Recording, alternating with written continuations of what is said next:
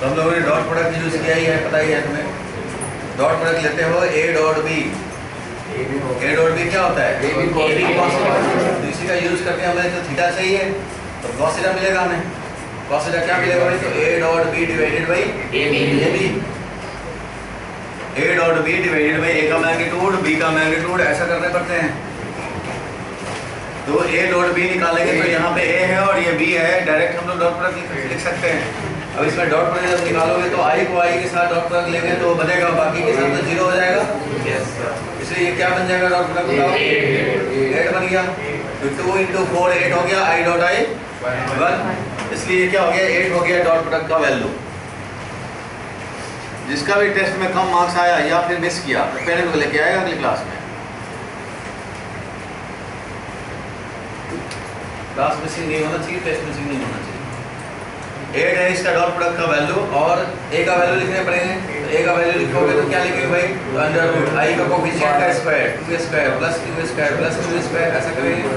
और into B का, तो बी का तो 4 का स्क्वायर, या सीधा बोल सकते हैं 4, जब 4 आई गैप है तो 4 तो डायरेक्ट भी बोल सकते थे। सो 8 डिवाइडेड बाई क्या हो गया? 4।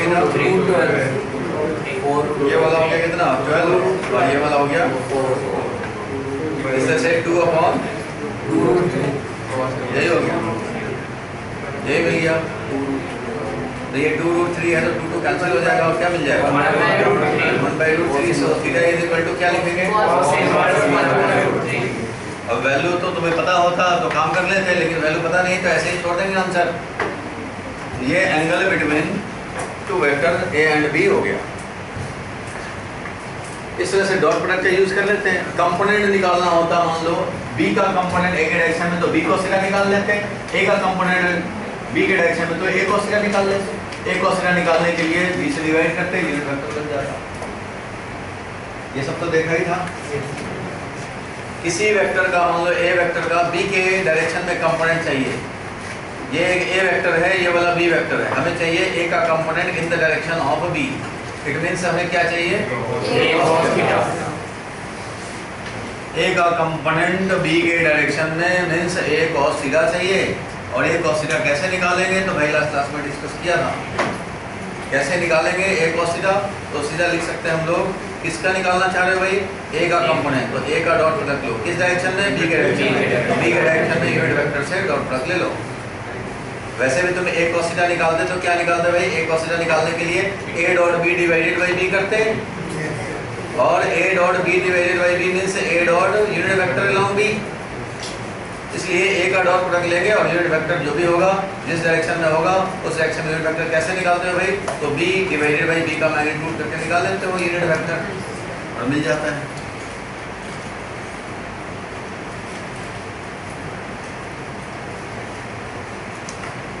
डॉट प्रोडक्ट एंड इसका यूज देखा था। ज्योमेट्रिकली डॉट प्रोडक्ट क्या रिप्रेजेंट करता है? कंपोनेंट रिप्रेजेंट करता है। Geometrically A dot B is algebraic multiplication between magnitude of one vector and the component of other along the first vector. Geometrical meaning यही है, किसी एक वेक्टर का वैल्यू लो और component of the other vector in the direction of first vector. ये होता है ज्योमेट्रिकल मीनिंग। चलो ये तो लास्ट क्लास में देखा था। अब आज हम लोग जो देखने हैं वो है क्रॉस प्रोडक्ट।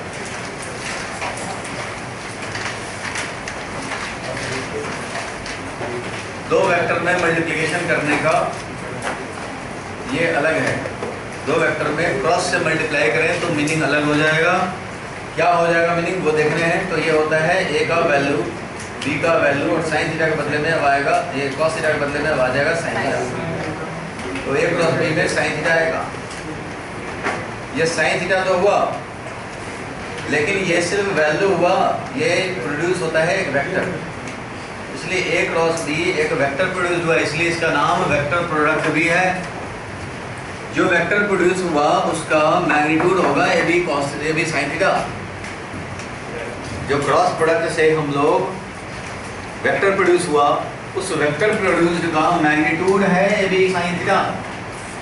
डायरेक्शन की तरह है तो डायरेक्शन के लिए अलग हम लोग रूल पढ़ते हैं, right hand screw rule. Direction कैसे निकालेंगे? राइट हैंड स्क्रू रूल से। और राइट हैंड स्क्रू रूल क्या है वो धीरे धीरे देख लेंगे। लेकिन फिलहाल है राइट हैंड स्क्रू रूल से निकालेंगे, डायरेक्शन अलग मैटर हो गया। फिलहाल ये डायरेक्शन कम से कम अलग निकालेंगे और वैल्यू ये हो गया। तो इसलिए हम लोग यहाँ से भी एंगल बिटवीन टू वेक्टर निकाल सकते हैं। अगर मैं ऐसे लिखूँ कि A क्रॉस B का मैग्नीट्यूड, तो क्या लिखेंगे? इधर मॉड लगा दिया तो AB sin थीटा, मॉड नहीं लगाओगे तो तुम्हें यूनिट वेक्टर से भी मल्टीप्लाई करने पड़ेंगे। मॉड लगा दिया मीन्स मैग्नीट्यूड ओनली, वो है AB sin थीटा। तो यहाँ से भी चाहे तो हम लोग sin थीटा निकाल सकते हैं। ये क्या होगा? तो A क्रॉस B का मैग्नीट्यूड डिवाइडेड बाई AB ऐसा हो जाएगा। और ऐसा होने से हम लोग एंगल बिटवीन टू वेक्टर निकालने का ये भी एक मेथड हो जाएगा। तो तुम्हें क्रॉस प्रोडक्ट आता है तो क्रॉस प्रोडक्ट ही निकाल लो भाई, डिवाइडेड बाई AB कर लो और इससे काम चल जाएगा। Sine inverse A cross B का मॉड डिवाइडेड बाई AB, मतलब ये टोटल हो गया साइन इनवर्स का आर्गुमेंट। साइन इनवर्स में ये पूरा है वैल्यू A क्रॉस B का मॉड और डिवाइडेड बाई AB। इसका भी यूज करके, इसका मतलब एप्लीकेशन ऑफ क्रॉस प्रोडक्ट में एक एप्लीकेशन ये भी आएगा in finding angle between two vectors. बताओ क्रॉस प्रोडक्ट जीरो कब होगा? लिखो मत भाई सलमान, क्रॉस प्रोडक्ट जीरो कब होगा? जब ये मैग्नीट्यूड जीरो हो जाए तो जीरो वेक्टर बन जाएगा। और मैग्नीट्यूड जीरो कब होगा? जब साइन थीटा जीरो हो। और साइन थीटा जीरो कब होगा? जीरो हो या फिर कब होता है साइन जीरो? साइन जीरो पे भी जीरो और साइन पाई पे भी जीरो, साइन 2 पाई पे जीरो, साइन 3 पाई पे जीरो, साइन 4 पाई, 5 पाई, सब पाई, साइन n पाई जीरो हो गया। साइन n पाई जीरो ही है। इसलिए अगर हमारा जीरो है तो इसका मतलब ये हो गया इस क्रॉस प्रोडक्ट में जीरो, तो थीटा इधर जीरो और पाई। और अगर जीरो एंगल हो A और B में तो इसका मतलब एक डायरेक्शन में, और पाई हो तो अपोजिट डायरेक्शन में। तो ये हो चाहे ये हो, दोनों कंडीशन में बोलेंगे कि ये दोनों वेक्टर क्या हैं?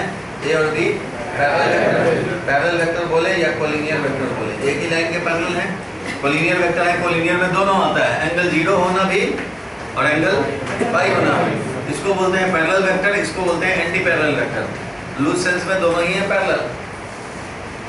ऐसे वेक्टर में हम लोग पैरेलल एंड एंटी पैरेलल दो यूज करते हैं टर्म। पैरेलल का मतलब same direction, anti parallel means opposite direction. लेकिन जो नॉर्मल लैंग्वेज में हम लोग का पैरेलल का मतलब होता है सेम डायरेक्शन हो चाहे ना हो, पैरेलल लाइंस के अलोंग। ऐसे को कोलिनियर वेक्टर भी हम लोग या पैरेलल वेक्टर बोल सकते हैं। चलो कोई बात नहीं, जीरो हो या पाई हो तो उस कंडीशन में साइन जीरो हो जाएगा और क्रॉस प्रोडक्ट क्या हो जाएगा? Zero. A cross B will be कितना? A cross B is equal to zero, theta is equal to zero और पाई। ये जीरो लिखना ठीक है? जीरो वेक्टर लिखना पड़ेगा, जीरो खाली नहीं लिखेंगे। लिखो ये पॉइंट क्रॉस प्रोडक्ट में।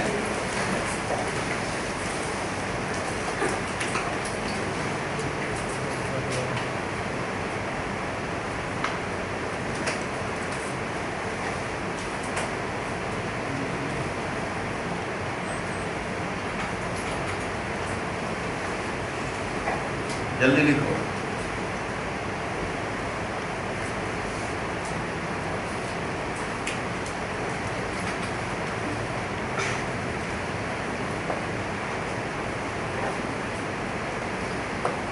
एप्लीकेशन नंबर 1,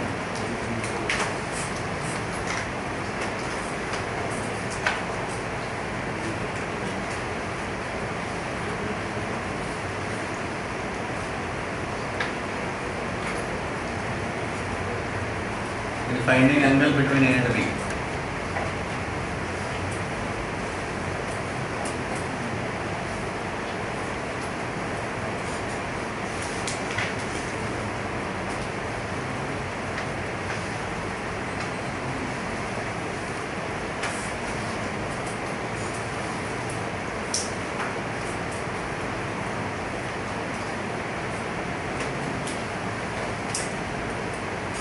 इसलिए यहाँ से हम लोग रिजल्ट लिखेंगे एक,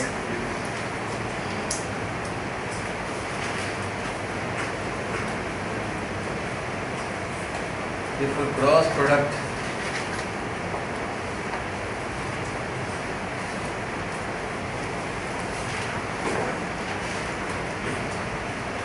is zero for two non-zero vectors,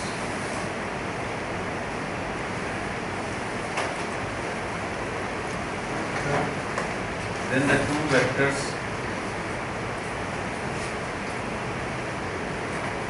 are said to be collinear.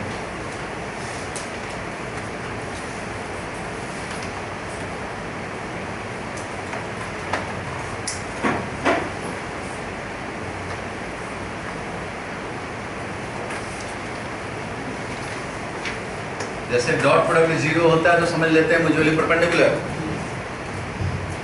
और नॉन जीरो का क्रॉस प्रोडक्ट 0 हो जाएगा तो समझ लेंगे पैरेलल है, कोलिनियर है।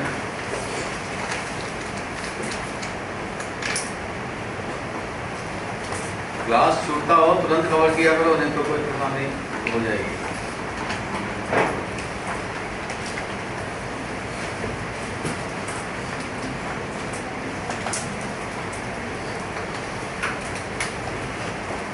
Cross product is 0 for two non zero vectors and लिख दिया यहाँ, देन लिख दिया,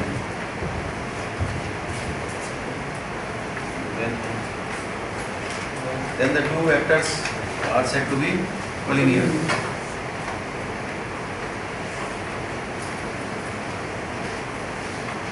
चलो अब जरा इम्पोर्टेंट बात हम ये समझे, राइट हैंड स्क्रू रूल क्या है। पहले ये जाने तब तो इसको पहचान पाएंगे। राइट हैंड स्क्रू रूल,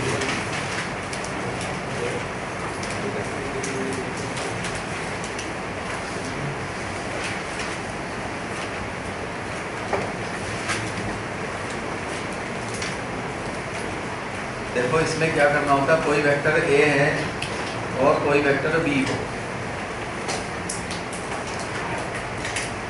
ए वेक्टर और बी वेक्टर है तो ए और बी वेक्टर से बना हुआ एक प्लेन भी होता है, ए और बी को कंटेन करने वाला एक प्लेन, मतलब हॉरिजॉन्टल प्लेन, समझो कोई हॉरिजॉन्टल प्लेन है। इस तरह का हॉरिजॉन्टल प्लेन में वेक्टर ए है, वेक्टर बी है, तो जब भी ए क्रॉस बी करोगे तो इस प्लेन के परपेंडिकुलर होगा, चाहे ऐसे हो चाहे ऐसे हो, जो भी हो। अगर ए क्रॉस बी करोगे तो ये वाला डायरेक्शन कैसे आएगा, ए क्रॉस बी का ये वाला डायरेक्शन, वो भी समझेंगे राइट हैंड स्क्रू रूल से। लेकिन दोनों के परपेंडिकुलर होता है, दोनों वेक्टर के परपेंडिकुलर होता है क्रॉस प्रोडक्ट का डायरेक्शन। अब दोनों वेक्टर के परपेंडिकुलर तो ये भी हो सकता है, ये भी हो सकता है, इसके लिए इसके भी। दो वेक्टर के परपेंडिकुलर होना मतलब दोनों से बने हुए प्लेन के परपेंडिकुलर होना। ये वेक्टर है, ये वेक्टर है, तो इन दोनों से बना हुआ प्लेन कैसा प्लेन है, हॉरिजॉन्टल। यहाँ तो हॉरिजॉन्टल ही है। अब इस हॉरिजॉन्टल प्लेन के परपेंडिकुलर चाहे इधर होगा चाहे इधर होगा, तो दोनों के परपेंडिकुलर हो जाएगा। अगर इधर होगा तो एक के परपेंडिकुलर होगा, इसके परपेंडिकुलर नहीं हो पाएगा, दोनों के परपेंडिकुलर होना होता है। इसका मतलब दोनों से बने हुए प्लेन के परपेंडिकुलर, इधर हो चाहे इधर हो, किधर हो तो वो तो भाई राइट हैंड स्क्रू रूल जो है वो बताएगा। कैसे बताएगा, तो right hand screw rule apply करने का जो तरीका है, जो स्टेप्स हैं, फर्स्ट स्टेप है कि दोनों का टेल टेल मैचिंग कराओ। जिन दो वेक्टर का क्रॉस प्रोडक्ट निकालना है तुम्हें, ए क्रॉस बी निकालना है। क्या निकालना है, ए क्रॉस बी का डायरेक्शन निकालना है। तो ये मान लो ए वेक्टर है, ये बी वेक्टर है, एक ए वेक्टर हो गया एक बी वेक्टर हो गया, तो इनसे बना हुआ प्लेन के परपेंडिकुलर स्क्रू लगाते हैं और स्क्रू को घुमाते हैं। स्क्रू घुमाने से क्या होगा, चाहे स्क्रू खुल के बाहर आए चाहे स्क्रू बंद होकर के अंदर जाए। अगर बाहर आएगा तो यही डायरेक्शन हो जाएगा ए क्रॉस बी का, अंदर जाएगा तो इस डायरेक्शन में हो जाएगा ए क्रॉस बी। जिधर स्क्रू एडवांस करेगा उधर ही डायरेक्शन होगा ए क्रॉस बी, जब बी क्रॉस से जो भी निकाल रहे हो तुम। कैसे स्क्रू घुमाएंगे, कैसे पहचान पाएंगे, तो सबको तो पता है ना स्क्रू घुमाने से कब खुलता है कब बंद होता है। ये च्यवनप्राश का डब्बा है, उसको ऐसे एंटी क्लॉकवाइज घुमाने से खुलता है, क्लॉकवाइज करने से बंद होता है। खुलेगा तो तुम्हारी तरफ आएगा, बंद होगा तो तुमसे अवे जाएगा। स्क्रू का भी वही हाल है, क्लॉकवाइज घुमाएंगे तो बंद होगा, स्क्रू ड्राइवर चलाया ही होगा। क्लॉकवाइज घुमाएं तो क्या होगा, स्क्रू बंद होगा। एंटी क्लॉकवाइज घुमाएंगे तो क्या होगा, खुलेगा। ऐसा होता है। वैसे ही काम यहाँ करने हैं। जिन दो वेक्टर के क्रॉस प्रोडक्ट निकालना है, सबसे पहले क्या करने पड़ेंगे, लिखो मत पहलवान, पीछे वाले लिखने से कुछ नहीं होगा। समझ लो, ये अभी याद हो जाने चाहिए और ये फिर याद ही रहने चाहिए। टेल टेल मैचिंग कराया, अब दोनों के परपेंडिकुलर मीन्स दोनों से बने हुए प्लेन के परपेंडिकुलर। स्क्रू रखेंगे। ये मान लो स्क्रू है, फिंगर से स्क्रू दिखा रहा हूँ। इस स्क्रू में एक इंडिकेटर है, ये है इंडिकेटर। अभी ये इंडिकेटर, स्क्रू तो परपेंडिकुलर टू द बोर्ड है, इंडिकेटर अपवर्ड है। Screw perpendicular to the board है पर इंडिकेटर अपवर्ड। अब इंडिकेटर राइटवर्ड, अब इंडिकेटर डाउनवर्ड और इंडिकेटर लेफ्टवर्ड। इस तरह से चल रहा है। स्क्रू में एक इंडिकेटर समझ लो। अब क्या करेंगे, ए क्रॉस बी निकालना है, टेल भी मैचिंग करा लिया। अब इसके परपेंडिकुलर एक स्क्रू लगा दो और तुम्हें ए क्रॉस बी करना है। ए ये वाला है, बी ये वाला है, तो पहले इंडिकेटर को ए की तरफ रखो। ये है ना ए की तरफ, बी की तरफ, ये है इंडिकेटर। इधर है ऐसे। स्क्रू तो परपेंडिकुलर टू द प्लेन ही है। अब इसको पहले ए क्रॉस बी तुम्हें निकालने हैं, तो ए की तरफ इंडिकेटर रखा, फिर क्या करेंगे, बी की तरफ घुमाएंगे। क्या करेंगे, बी की तरफ घुमाएंगे। तो बी की तरफ तो भाई ए से बी की तरफ ऐसे भी घुमा सकते हैं और ए से बी की तरफ ऐसे भी घुमा सकते हैं, ऐसे भी घुमा सकते हैं, ऐसे बी की तरफ, और ऐसे इधर से भी घुमा सकते हैं। तो जो स्मॉलर एंगल होता है उसके थ्रू ही घुमाने होते हैं। ठीक है, तो ए से बी की तरफ घुमा रहे हैं। देखो ए से बी की तरफ स्क्रू घुमाएंगे तो स्क्रू एंटी क्लॉकवाइज में हमें घुमाने पड़ रहे हैं। कैसे घुमाने पड़ रहे हैं, एंटी क्लॉकवाइज। खुलेगा कि बंद होगा, खुलेगा तो किधर स्क्रू जाएगा, इस डायरेक्शन में, इस डायरेक्शन में जाएगा। तो यही डायरेक्शन हो जाएगा ए क्रॉस बी का। वैल्यू तो होगा ए बी साइन थीटा, लेकिन वो वेक्टर का डायरेक्शन ए क्रॉस बी ये होगा, क्योंकि ऐसे करने से स्क्रू खुल जाता है। और अगर बी क्रॉस ए निकालने होते तो पहले इंडिकेटर बी की तरफ रखते, फिर ए की तरफ घुमाते। बी से ए की तरफ घुमाएंगे तो स्क्रू बंद होगा, बंद होगा तो स्क्रू इधर जाएगा। इसका मतलब ये direction.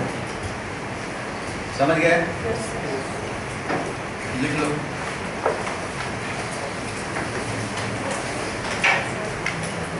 Matching tail of both the vector step हो गया।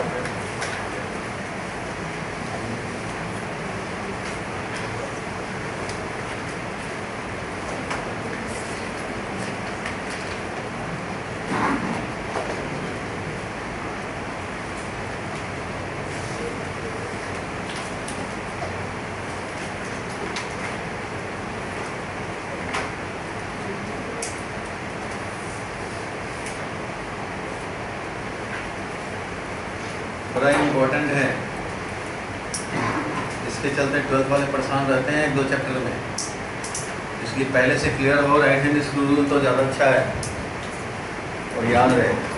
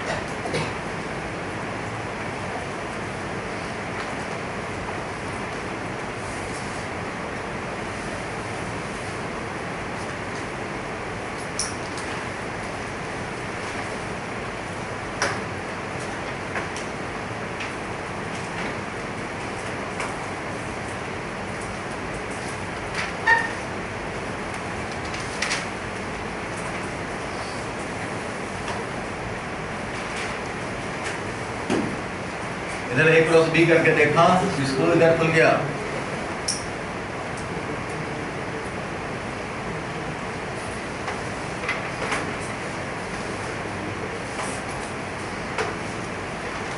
स्क्रू इस तरह से लगा हुआ था और स्क्रू खुल गया बाहर की तरफ।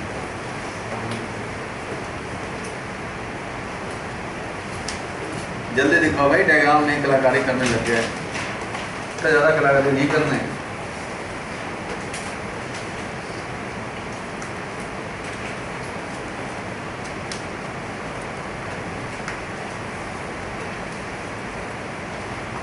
वो याद हो जाएगा, इतना ज़्यादा भी कलाकारी नहीं करो, याद हो जाएगा अभी।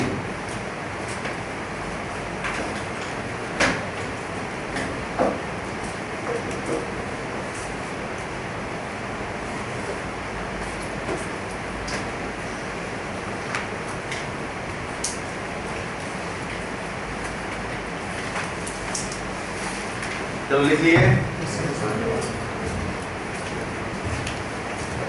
ये याद रहे, पहले क्या करेंगे, टेल टू टेल मैचिंग कराएंगे, उसके बाद उनके प्लेन के परपेंडिकुलर स्क्रू लगाएंगे।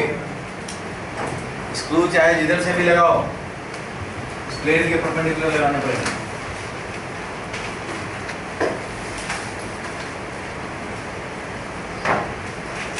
स्क्रू चाहे इधर से लगाओ चाहे इधर से लगाओ, परपेंडिकुलर लगाने पड़ेंगे, रिजल्ट सेम आएगा।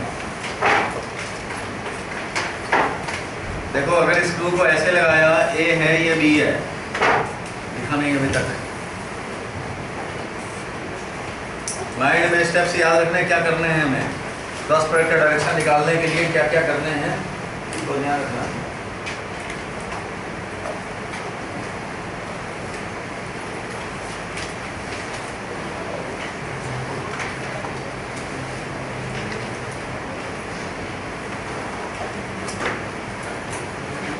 देखो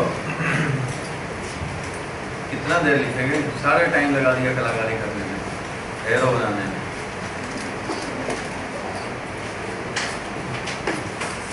ए और बी दो वेक्टर थे, मैंने बोला कि इधर से स्क्रू लगाओ चाहे इधर से स्क्रू लगाओ, तो इधर से स्क्रू लगा करके देखो किधर आ रहा है, उस डायरेक्शन में आ रहा है कि नहीं।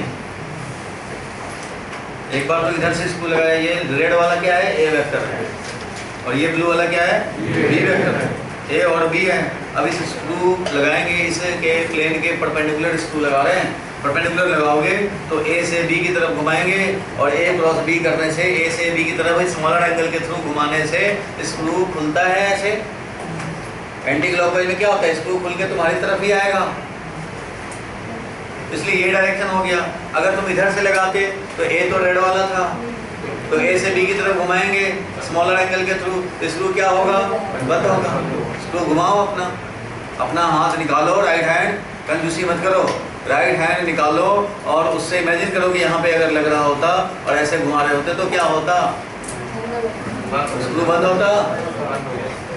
घुमाना जरूरी है, अगर ये घुमाने से ये बंद होता है, बाद में देखो अभी स्टार्टिंग में स्क्रू लगाने पड़ते हैं ऐसे करके, हाथ घुमाने पड़ते हैं, बाद में घुमाने की जरूरत नहीं है, अपने आप घूम जाता है, अपने आप हो जाता है, कुछ नहीं करने की जरूरत पड़ती है, अपने आप माइंड ही घुमा लेता है। तो स्टार्टिंग में बस आई से, ये हमारा ए है, ए से बी की तरफ घुमाएंगे तो स्क्रू क्या होगा, बंद होगा। ऐसे करने से बंद होगा, तो इस डायरेक्शन, इधर से लगाओगे तो स्क्रू खुलेगा इस डायरेक्शन। स्क्रू जैसे ही ऐसे हुआ, एंटी क्लॉकवाइज जैसे ही हुआ स्क्रू खुल गया, क्लॉकवाइज जैसे ही हुआ स्क्रू बंद हो गया। थोड़ा सा ही घुमाओगे पता लग जाएगा। बोलो ठीक है। अब हम लोग एक वेक्टर निकालते हैं,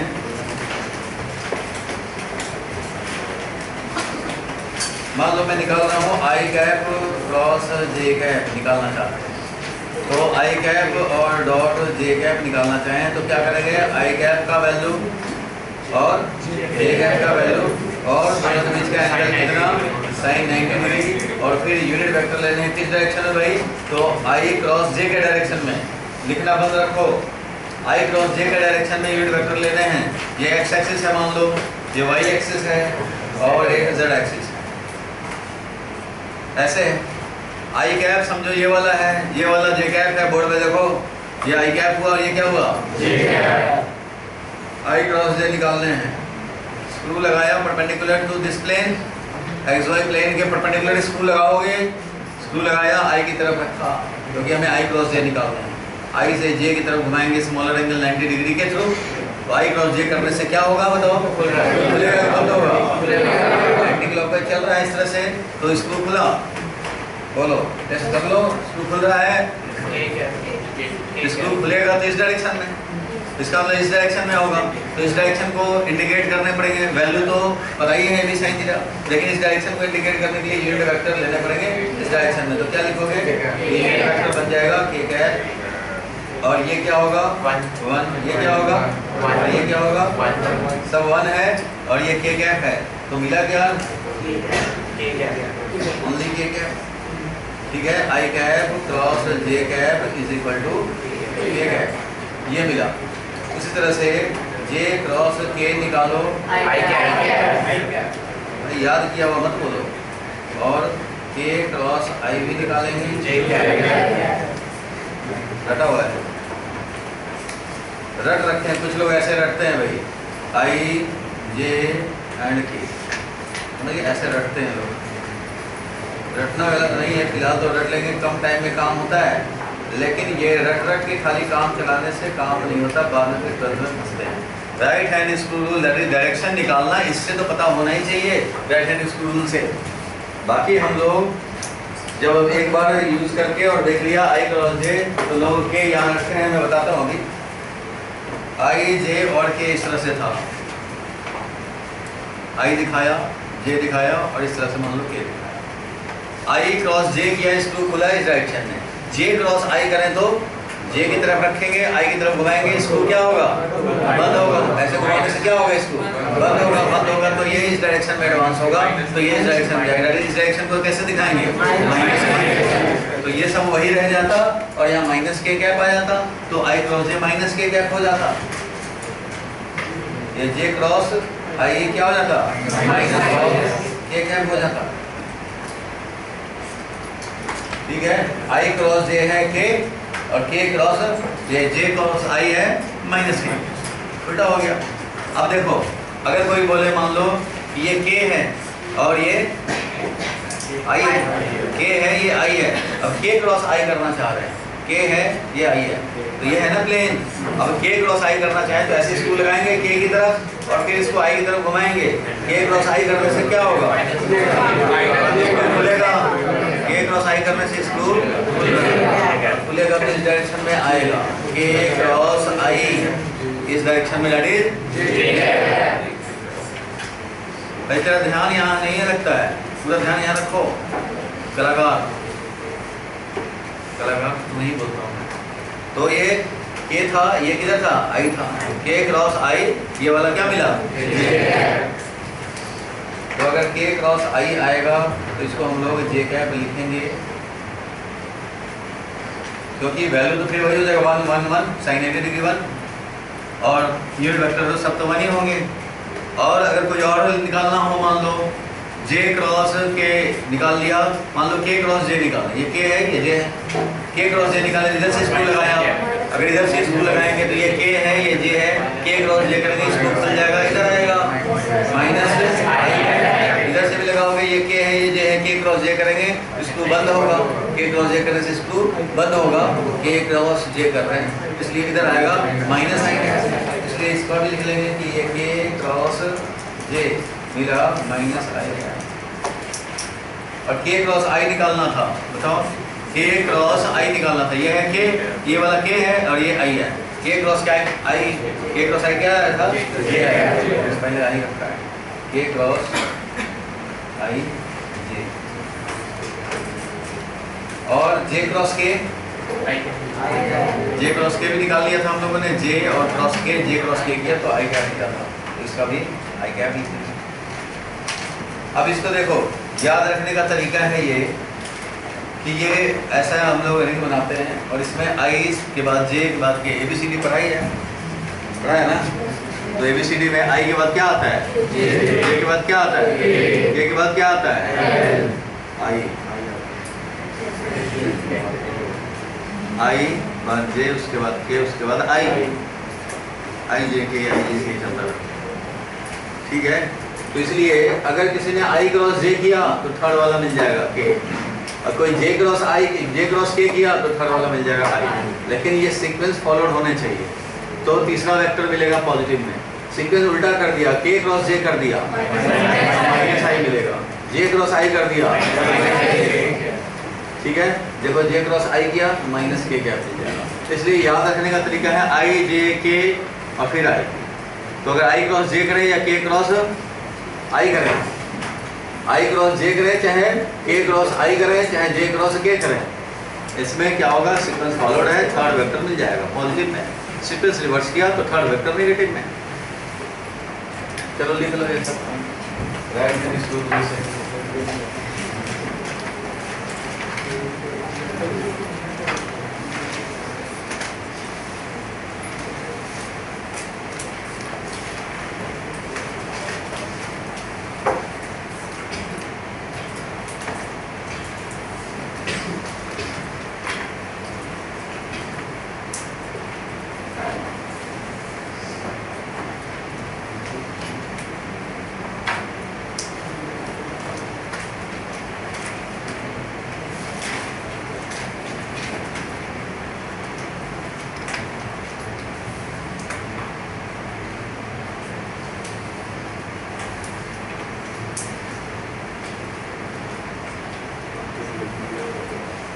एक डायग्राम भी बना दिया आई कैप जे कैप और के कैप को कभी भी स्क्रू लगा कर आई क्रॉस जे के मिल जाएगा, जे क्रॉस के आई मिल जाएगा, पता मिल जाएगा। ये सर्कल भी याद रखना, आई के बाद जे के बाद के और के बाद आई।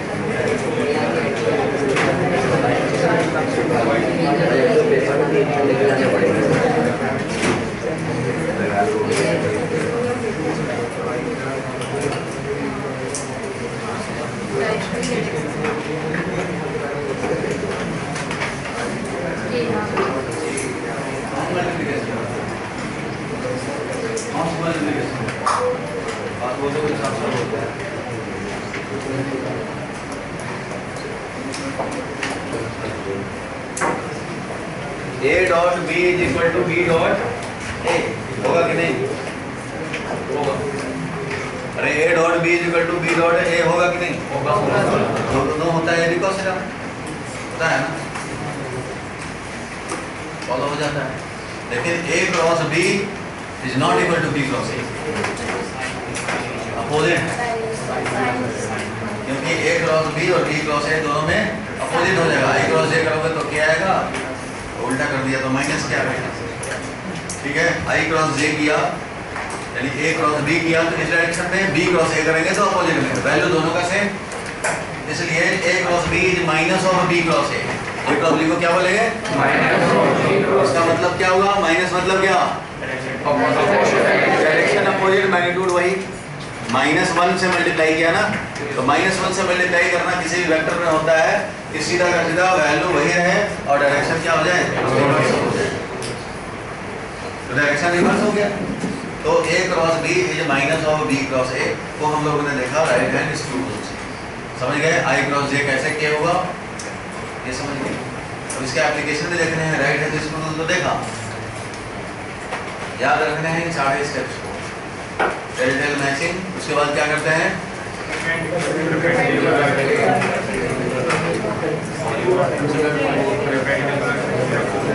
उसके बाद स्क्रू घुमाओ स्मॉलर एंगल के थ्रू, काम हो जाएगा, मिल जाएगा। खोपड़ी पे हाथ मत रख भाई, करोड़ों का नुकसान नहीं हुआ है। चलो एप्लीकेशन नंबर 1 क्या था, एंगल निकालना। तो A क्रॉस B का वैल्यू, कभी भी A क्रॉस B को AB sin थीटा मत लिखना, A क्रॉस B को AB sin थीटा नहीं लिखते हैं, AB sin theta into unit vector लिखते हैं। लेकिन A क्रॉस B का वैल्यू को जरूर AB sin थीटा लिखेंगे, ये सब छोटा छोटा बात ध्यान रखना है। इसलिए sin थीटा का वैल्यू मिला A क्रॉस B का मैग्नीट्यूड डिवाइडेड बाय AB। तो अब इसका एप्लीकेशन देखेंगे हम लोग। अब इसके बेसिस पे हम लोग एंगल निकाल सकते हैं साइन इनवर्स। चलो एक हम लोग एग्जांपल लेते हैं, क्वेश्चन जिसमें पहले से ही एंगल पता हो और निकाल के देखते हैं करेक्ट देता है कि नहीं। ये बताओ कि ये अगर मान लो एक वेक्टर ले लें 4i कैप है, इसका मतलब क्या हुआ, ये तो पूरा एक्स एक्सिस की तरफ है। और अगर एक और वेक्टर ले लेते हैं, मान लो ऐसा ले लेते हैं जो b वेक्टर, इसका जो कोऑर्डिनेट है मान लो 3 and √3, इसका मतलब ये हो जाएगा 3, ध्यान देना लिखो मत, ये 3 हो जाएगा और ये √3, एंगल कितना होगा,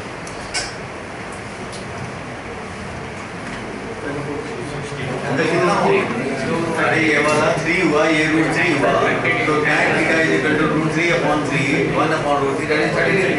तो हमें ऐसे लेने से पता लग गया कि इफ वेक्टर ए क्वेश्चन बना रहा हूँ, if vector A is equal to 4i cap and vector B is equal to 3i cap plus √3j cap, लिखो मतलब then find angle theta between A and B. और तुम्हें पता है on the basis of diagram तो angle क्या आना चाहिए, डिग्री आना चाहिए, क्योंकि हम लोग पहले ही देख रखे हैं। तो ये देख लिया है प्लॉट करके, लेकिन ये जनरल अगर कोई भी हो, अभी तो ऐसा एग्जांपल लिए कि तुम्हें वैसा दिख जाए दोनों साइड से, तो इधर से ये एंगल आना चाहिए ये। अब यहाँ पे हम लोग क्रॉस प्रोडक्ट का यूज़ करेंगे और ये एंगल निकालेंगे, डॉट प्रोडक्ट का यूज़ करेंगे फिर एंगल निकालेंगे। सारे एंगल सेम होना चाहिए, प्लॉट करके देखा तो एंगल निकाला। तो सबसे पहले मेथड तो हो गया कि प्लॉट करो और उसके बाद मेथड देखो। तो प्लॉट किया तो ये वाला मान लो एंगल अल्फा है, ए वेक्टर तो यही है, बी वेक्टर ये है, तो उस कंडीशन में tan alpha will be equal to क्या लिखेंगे, tan alpha is equal to √3 divided by 3 that is 1/√3। तो alpha is equal to tan inverse 1/3, जो कि कितना होता है 30 डिग्री। तो 30 डिग्री ये इस मेथड से है फिलहाल first method.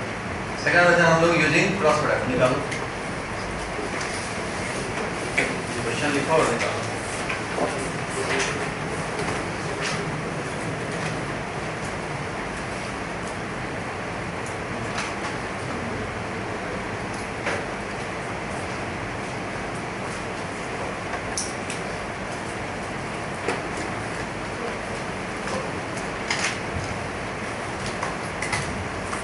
Cross product use करके निकालेंगे।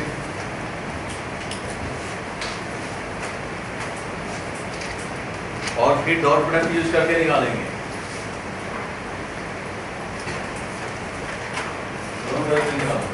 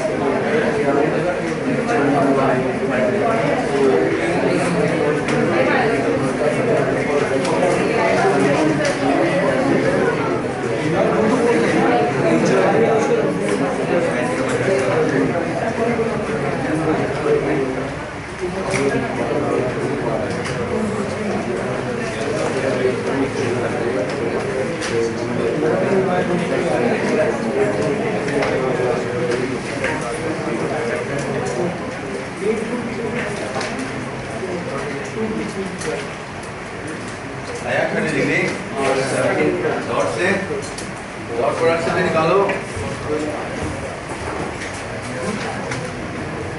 देखो a क्रॉस b का वैल्यू लिखना, खाली a क्रॉस b मत लिख देना, डिवाइडेड बाय ab होता है sin थीटा। पहले तो a क्रॉस b निकालने पड़ेंगे। बोर्ड पे देखो भाई a क्रॉस b कैसे निकालोगे, तो 4i कैप क्रॉस, तो देखो भाई प्लस 3√3j कैप ये है, इसका हमें मॉड चाहिए। बोर्ड पे देखो हो गया हो चाहे ना हुआ हो। और इसके बाद a का वैल्यू 4 और b का वैल्यू √3² प्लस √3 का स्क्वायर। ऐसा लिखने पड़ेंगे, बोर्ड पे नजर हो।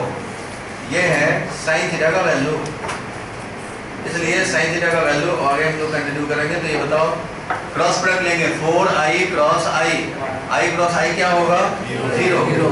अगर i cap cross i cap लिखें, अरे नजर बोर्ड पे क्यों नहीं है? कुछ कर रहा है उधर ही, तो उधर ही कर लो भाई, पहले लिख ही लो, एक दूसरे को हेल्प कर लो। एक बार जो इंस्ट्रक्शन दिया जाता है उसको सुनो ध्यान से और उसी हिसाब से काम करो। ज़्यादा होशियारी जो करना है वो घर पे करो। घर पे इतना दिमाग लगाने के लिए बुकलेट भी साथ में दे रखा है, वहाँ कुछ नहीं दिमाग लगाओ। यहाँ जो टाइम दिया था उसमें नहीं करेंगे, जब पढ़ाना शुरू कर दिया तब शुरू कर दिया तुम। ए क्रॉस बी निकाल रहे हो तो वैसे ही ब्रैकेट ब्रेक करेंगे, इसका इसके साथ, फिर इसका इसके साथ क्रॉस प्रोडक्ट लेने पड़ेंगे। जैसे डॉट प्रोडक्ट में हम लोग करते थे वैसे ही इसको 4i क्रॉस 3i करने पड़ेंगे। 4i cap cross 3i cap, और फिर करने पड़ेंगे plus 4i cap cross root 3j cap. अभी थोड़ा ज़्यादा ये स्टेप चला ले रहे हैं, कोई बात नहीं। और अंदर क्या हो गया इधर? 9 + 3 12। ये मिल गया हमें। इसका मॉड चाहिए हमें, मॉड, इसलिए साइन थीटा हो गया वैल्यू, ये हो जाएगा। अब इसको इसके साथ करेंगे, i को i के साथ करने से क्या होता है? 0 वेक्टर मिलता है। क्यों? क्योंकि वैल्यू 1 1 और साइन 0 डिग्री, क्योंकि i कैप और i कैप की है तो साइन 0 डिग्री, क्योंकि दोनों सेम डायरेक्शन में है और साइन 0 डिग्री होता है, ऐसे 0 हो गया तो नल वेक्टर बना देगा।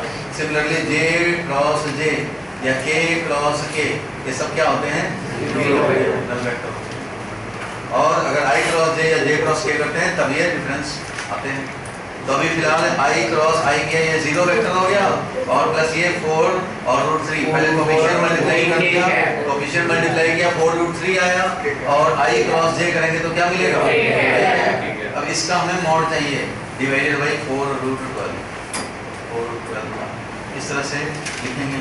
सो फाइनली साइन थीटा जो मिल गया। आप चाहते तो पहले क्रॉस प्रोडक्ट साइड में निकाल देते और उसका वैल्यू सीधा लिखते हैं हर स्टेप में, तो स्पेस बच जाता। तो sine theta is equal to ऊपर क्या हो गया? 4 रूट 3 डिवाइडेड बाई 4 रूट 12। बताओ 4 4 कैंसिल हो गया और ये क्या हो गया? कितना मिल गया? 1/2 मिल गया। इसका मतलब साइन थीटा जब 1/2 है तो थीटा का वैल्यू 5/6। इस तरह से क्रॉस प्रोडक्ट निकाल के काम किया। सिमिलरली हम लोग डॉट प्रोडक्ट भी निकाल के काम करा सकते थे। a डॉट b का वैल्यू क्या मिलेगा बताओ? ये हो गया 4i कैप और डॉट प्रोडक्ट लेंगे इसके साथ 3i cap plus root 3j cap, ये था अपना वेक्टर, तो ये था। अब इसका जब हम लोग डॉट प्रोडक्ट लेंगे तो क्या आ जाएगा? i को i के साथ डॉट प्रोडक्ट लेते हैं, 12 होता है, i डॉट i 1 हो जाता है, i डॉट i क्या होता है? और i डॉट j क्या हो जाता है? 0। तो ध्यान रखना भाई, इधर क्या होता है और इधर क्या होता है, डॉट और क्रॉस का अलग अलग रिजल्ट है। तो ये मिल गया तुम्हें 12, i cross j, i dot j किया तो वो 0 हो गया। तो cos थीटा का वैल्यू तो होता है कितना? a dot b divided by ab।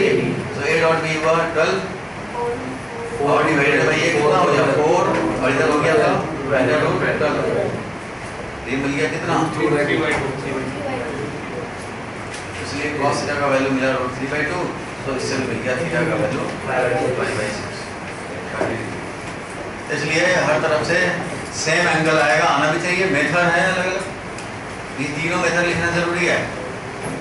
पहला वाला मेथड लिखा था ये ऑब्जर्वेशन मेथड, ऑब्जर्व कर लिया, दिखाई दे दिया, लेकिन ये हमेशा काम नहीं करेगा। छोटे मोटे हैं सिचुएशन तो ऑब्वियस है तो क्लियर हो जाएगा, लेकिन हर कंडीशन में ये काम नहीं करेगा। लेकिन डॉट और क्रॉस प्रोडक्ट से चाहे कितना भी हो निकल जाएगा।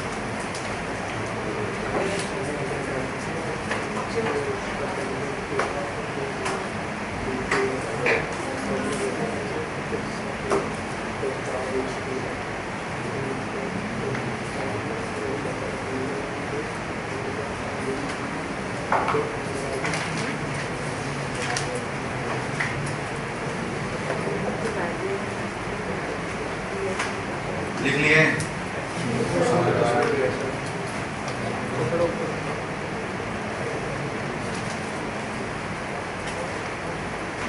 जो लोग सॉल्व कर लिए हो तब भी वो लिख रहे हैं ताकि कभी भी रेफर करना होगा तो याद आ जाए कि और भी इसके मेथड्स थे। अभी हो गया इसका मतलब ये नहीं, हमें तो हमेशा चाहिए 5 महीने बाद भी इसको देखें तो सारा रिकॉर्ड हो जाना चाहिए।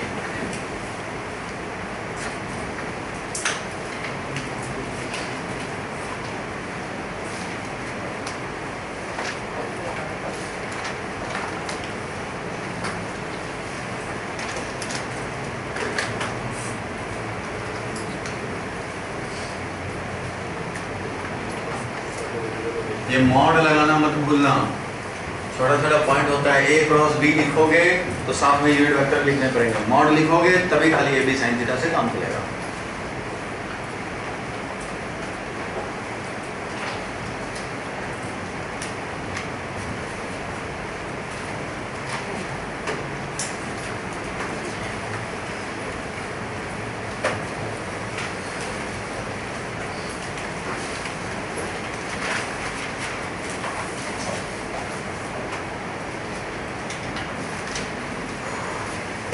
और देखो, एक तुमने लिया था अभी बी वेक्टर, ये वाला बी वेक्टर लिया था, वो बी वेक्टर था 3i कैप प्लस √3 ऐसा था। दूसरा वेक्टर अगर हम लोग, ये ए वेक्टर है, अगर बी वेक्टर एक और ले लें, ये ए वेक्टर ले रहे हैं, मान लो 6i कैप माइनस 2√3 ले रहे हैं, तो इन दोनों के बीच में एंगल निकालो, vector A and vector B.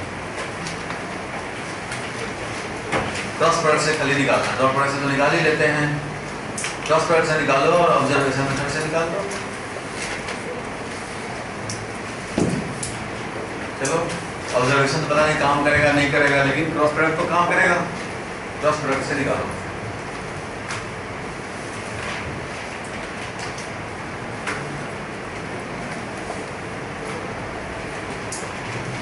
Angle between two vector निकालना है।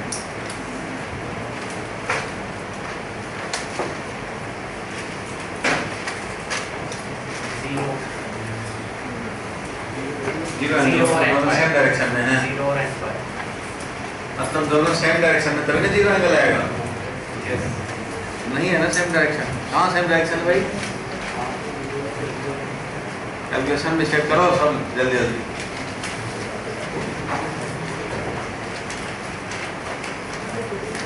एंगल 0 डिग्री नहीं है,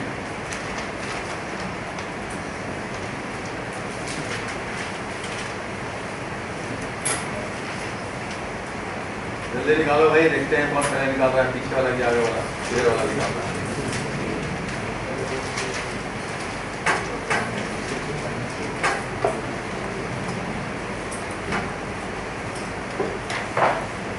कितना आया? 60 डिग्री।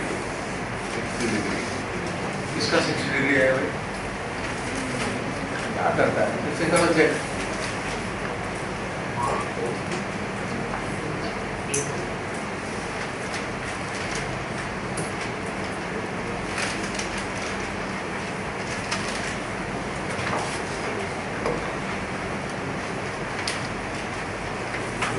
पहले ए क्रॉस बी निकालोगे, उसका वैल्यू निकालोगे,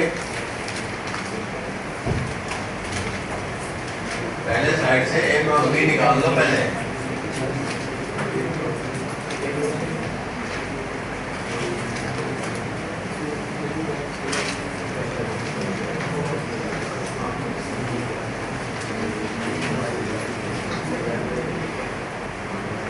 ए क्रॉस बी 6i है माइनस 2 है, क्रॉस प्रोडक्ट लेंगे 3i है प्लस 2 है। चलो देखो भाई, कर लोगे आप, टाइम आपको चाहिए थोड़ा, कर तो लोगे। चलो इधर देखो, देखो भाई लिखना बंद करो, मतलब बंद करो, इसको इसके साथ करेंगे और इसको इसके साथ करोगे, फिर इसको इसके साथ और इसके साथ करेंगे। ब्रैकेट जो ब्रेक करते हैं वो रूल है, उस हिसाब से काम करेंगे। बीच में है क्रॉस, बीच में क्या है? क्रॉस है, इसलिए 6i cap cross 3i cap क्या हो जाएगा? i वाला है तो 0 ही है, उसको करने की जरूरत नहीं है। आई को जे वाले के साथ करें तो 6 है और रूट 3 है, पहले कोफिशिएंट मल्टीप्लाई कर लें 6 रूट 3 और उसके बाद आई क्रॉस जे, आई क्रॉस जे, आई क्रॉस जे क्या हो जाएगा, ये क्या है।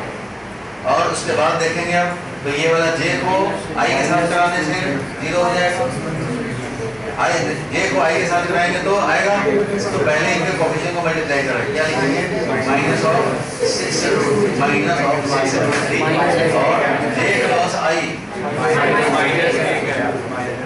और जे को जे के साथ 0 ही हो गया।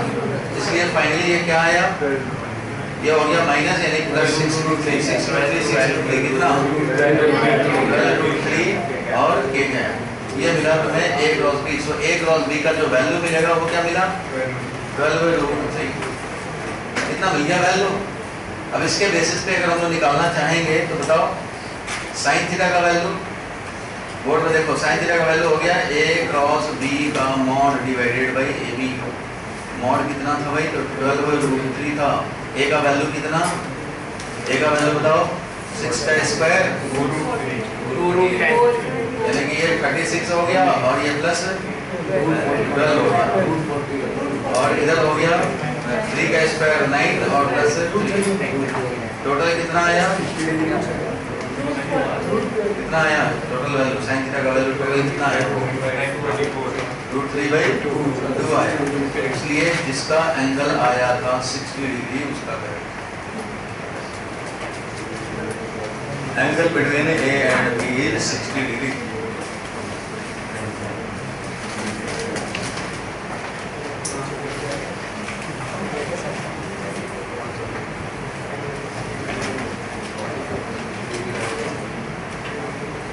डॉट प्रोडक्ट से भी निकालोगे तो 60 डिग्री ही आएंगे।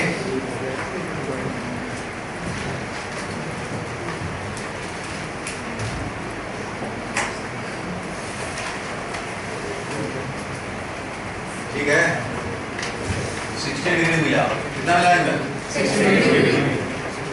लेकिन ये 60 डिग्री आ गया, ये क्या ऐसा लिया हुआ था कि 60 डिग्री आ जाए या ऐसे ही तुक्का लिया आ गया 60 डिग्री, चलो स्टैंडर्ड आ गया। तो ऐसा जानबूझ के लिया हुआ था,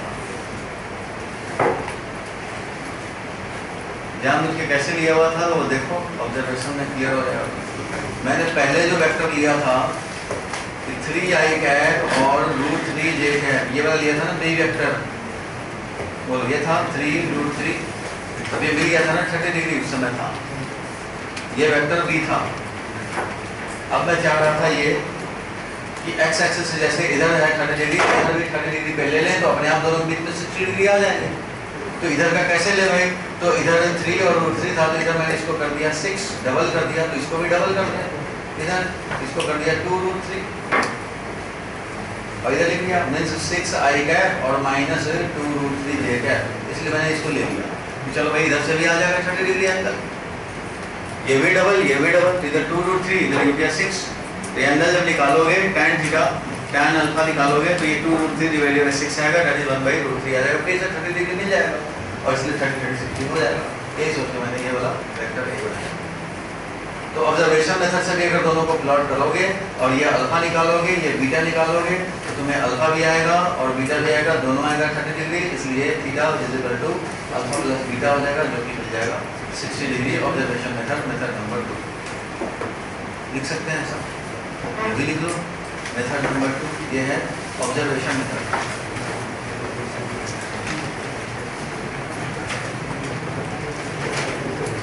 लेकिन प्लॉट करके हमेशा कामयाबी नहीं मिलती, आई जे के रहेगा तो प्लॉट करना नहीं, परेशान हो जाओ।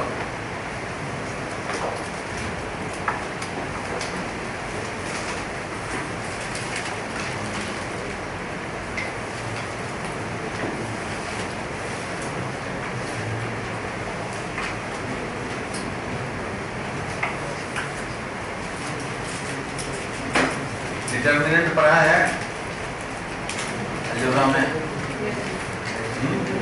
डिटर्मिनेंट पढ़ा है कि नहीं,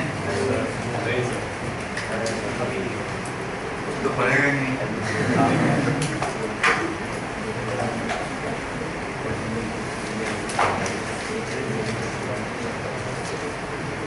किस चीज का बिजनेस है,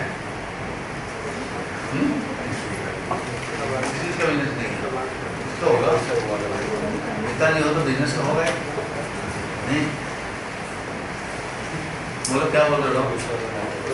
ये वाला तो क्रॉस प्रोडक्ट निकालना था, उसमें तो क्रॉस प्रोडक्ट निकालना था, क्रॉस प्रोडक्ट का वैल्यू निकाला। देखो दोनों का क्रॉस प्रोडक्ट का वैल्यू, पहले क्रॉस प्रोडक्ट निकाल दिया अलग से, ब्रैकेट ब्रेक करके। चलो देखो ये तो मेथड सबको पता ही है, ब्रैकेट ब्रेक करना, पीछे वाले रख के मत रखो। तो ये क्रॉस प्रोडक्ट ये इसको इसके साथ, इसको इसके साथ। देखो क्रॉस प्रोडक्ट में सेम यूनिट वेक्टर वाले का क्रॉस प्रोडक्ट 0 हो जाता है, इसलिए उसका लेने की जरूरत नहीं है, डिफरेंट वाले का होता है। इसलिए इसको इसके साथ लेने से कोई फायदा नहीं है, इसको इसके साथ लेने। कोफिशिएंट पहले मल्टीप्लाई कर दिया, 6√3 हो गया और i क्रॉस j कर दिया। फिर इसका जब देखेंगे तो इसके साथ होगा, इसके साथ नहीं होगा, कुछ 0 हो जाएगा।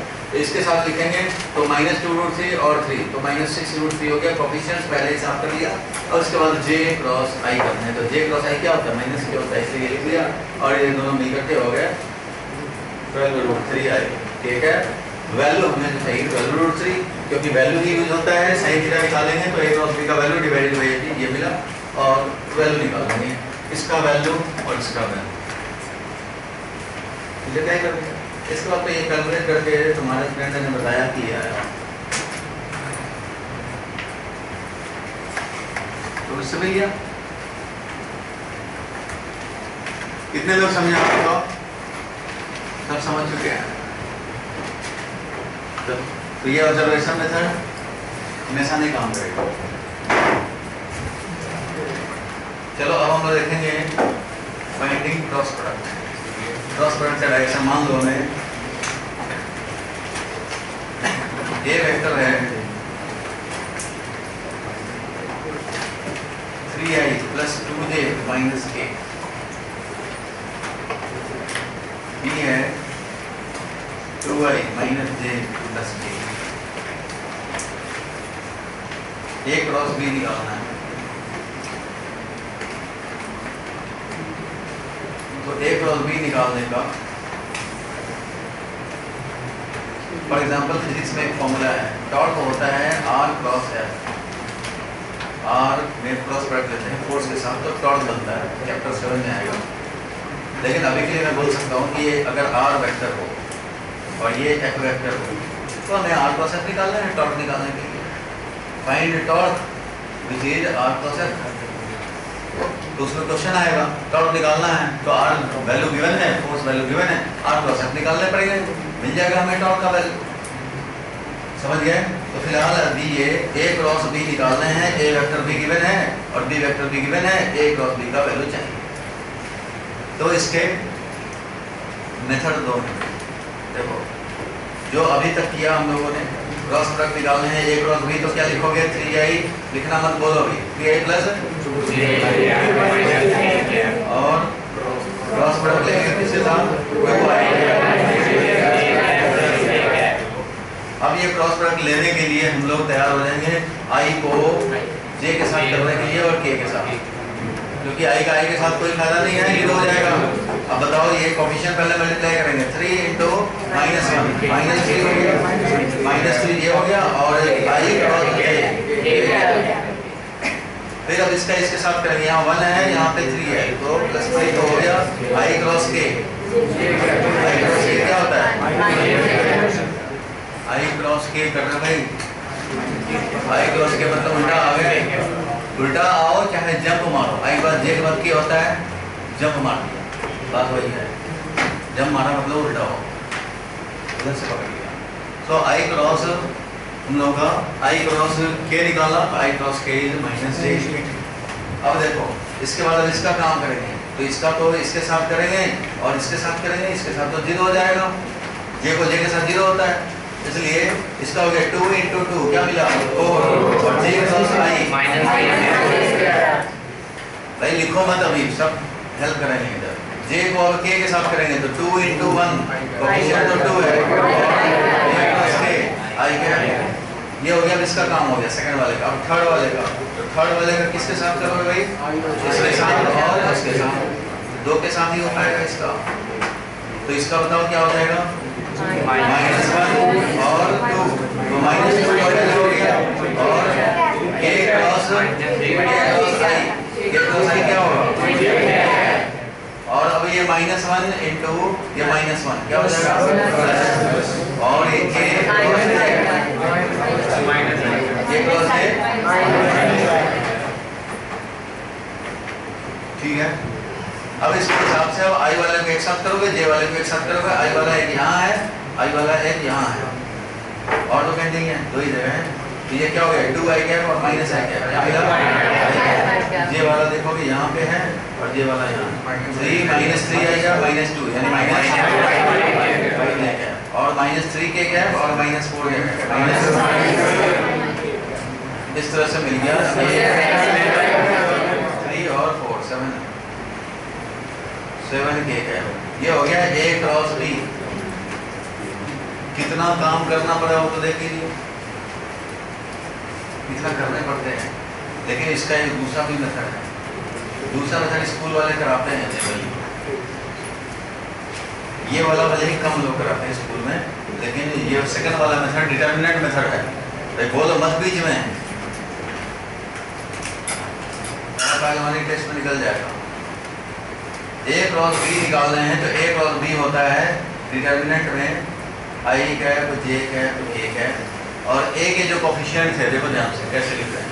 I J K पहले लिख लेंगे और A का जो कोफिशिएंट है 3 2 -1 यहाँ लिखेंगे 3 2 -1, और B वाले का था 2 -1 1 तो 2 -1 and 1। ये हो गया डिटरमिनेंट के फॉर्म। और इसको इवैल्यूएट कैसे करते हैं ध्यान देना। इसमें I कैप का कोफिशिएंट लिखना चाहते हैं, I कैप कितना, फिर लिखेंगे I कैप का कोफिशिएंट लिख रहे हैं तो ध्यान देना इसका कॉलम और इसका रो छोड़ देंगे और बाकियों को पकड़ लेंगे। मतलब I कैप का जो कोफिशिएंट होगा वो होगा 2 और -1 और -1 और 1। I कैप का लिख रहे हो तो ये वाला इसका कॉलम इसका रो छोड़ दो और इसको लिखेंगे 2 -1 -1 1 2 -1 और -1 ये लिखा। फिर सेकंड वाला को लेंगे, इसको लिखेंगे तो -j कैप के साथ लिखेंगे। इसको तो I कैप के साथ लिखते हो लेकिन इसको -j कैप के साथ लिखेंगे। और इसके लिए क्या लिखेंगे सुनते जाओ पहले, -j कैप लिखेंगे और इसके लिए फिर इसका रो और इसका कॉलम छोड़ देंगे, इस दोनों को पकड़ेंगे। 3 और इधर 1 है -1 है और इधर 2 ये है, इसको भी डिटरमिनेंट। फिर थर्ड वाले को लिखेंगे तो K कैप लिखेंगे और K कैप का मल्टीप्लिकेशन क्या करेंगे तो K कैप वाले में इसका रो इसका कॉलम छोड़ दोगे तो 3 2 और 2 -1 3 2 और 2 -1 ऐसा हो जाएगा। अब इसको आगे इवैल्यूएट करेंगे तो I कैप का कोफिशिएंट क्या होगा तो ये दो है देखो, इसको इवैल्यूएट ऐसे करते हैं इन दोनों का मल्टीप्लिकेशन माइनस इन दोनों का मल्टीप्लिकेशन, ऐसे मल्टीप्लिकेशन माइनस ऐसे मल्टीप्लिकेशन 2 × 1 2 हो गया और -1 × 1 1 हो गया तो 2 -1 क्या हो गया 1 ये 1 हो गया और -j कैप आ गया ये 3 × 3 और -2 तो क्या हो जाएगा 3 - -2 मतलब 5 ये 5 आ जाएगा और प्लस K कैप का कोफिशिएंट क्या होगा तो 3 × -1 -3 हुआ और माइनस इसका मल्टीप्लिकेशन 4 तो -3 -4 ये मिल गया, ये हो गया ठीक है। 3 × -1 -4 हो गया, 3 × -1 -3 हो गया और -2 × 2 और ये प्रोडक्ट माइनस ये प्रोडक्ट। सर J कैप हमेशा नेगेटिव, J कैप नेगेटिव का डिटरमिनेंट का रूल है कि जब भी डिटरमिनेंट को ब्रेक करते हैं तो फर्स्ट लोगे वो पॉजिटिव कोफिशिएंट के साथ, नेगेटिव लोगे वो नेगेटिव कोफिशिएंट बनेगा और सेकंड फिर थर्ड वाला फिर पॉजिटिव कोफिशिएंट बनेगा। ऐसे ही ब्रेक करते हैं। डिटरमिनेंट पढ़ोगे एक चैप्टर है अलजेब्रा में तब ये समझ में आएगा कैसे ब्रेक हो रहा है। लेकिन ब्रेक करने का यही तरीका है, पहले कोई भी रो का फर्स्ट लिया तो फर्स्ट का कोफिशिएंट क्या बनेगा तो ये पॉजिटिव लोगे ऐसे और कोफिशिएंट बनेगा ये इसका वैल्यू, इस डिटरमिनेंट का वैल्यू। सेकंड जब लोगे तो ये -j क्या बनेगा पहले फैक्टर, उसके बाद इसको छोड़ो इन दोनों को पकड़ो ये बनेगा। फिर थर्ड लोगे तो ये पॉजिटिव कोफिशिएंट बनेगा और ये वाला छोड़ेंगे और बाकी जो दो बच गए उसका ले लेंगे, उसका इवैल्यूएट कर देंगे।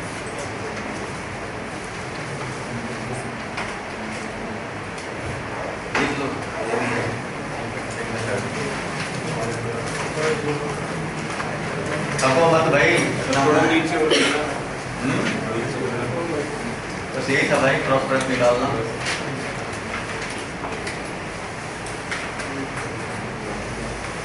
क्रॉस प्रोडक्ट निकालने का फर्स्ट मेथड इधर देखा, सेकंड मेथड इधर देखा। वैसे इजी कौन है? फर्स्ट, क्योंकि उसमें हैबिट है।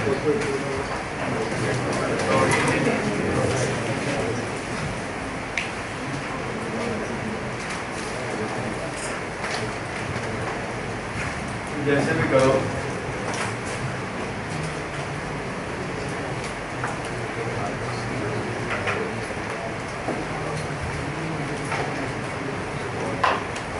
लिखो जल्दी पीछे वाले।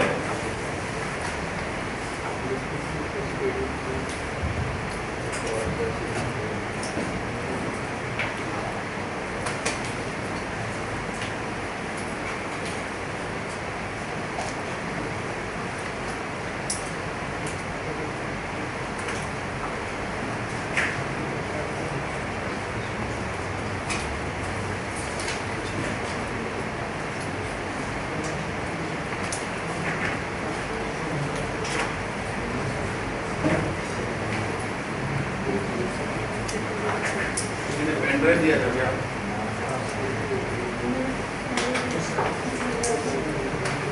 पहले दिया था तो बाद में पहले आज जो दिया, आज तो दिया था सर। पेन प्रोसेस तब से तो पेन मांग रहा है।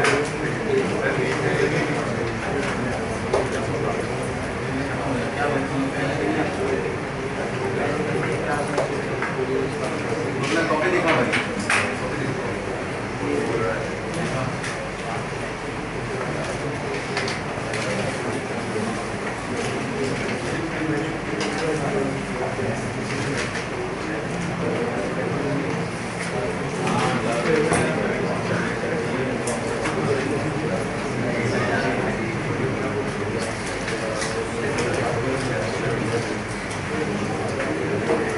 लिखो इसको,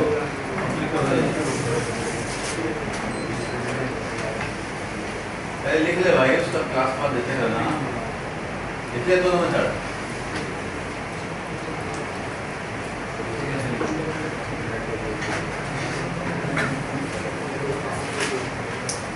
उसके आगे कोई लिखो।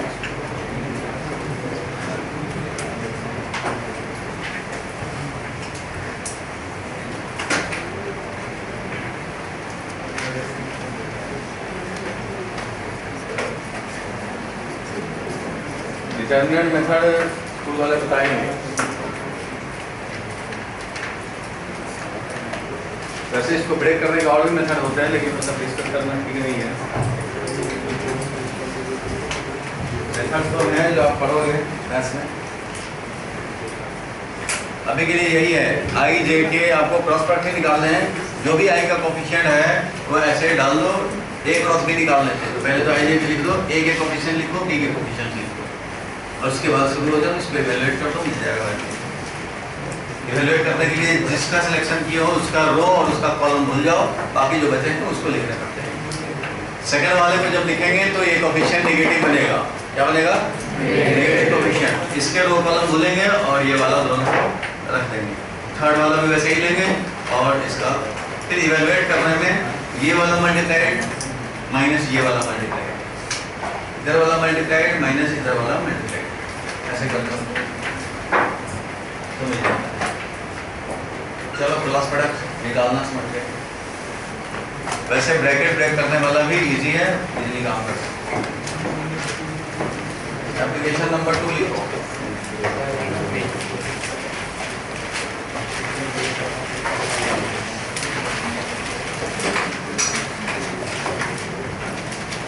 एप्लीकेशन नंबर 2 देखा जाए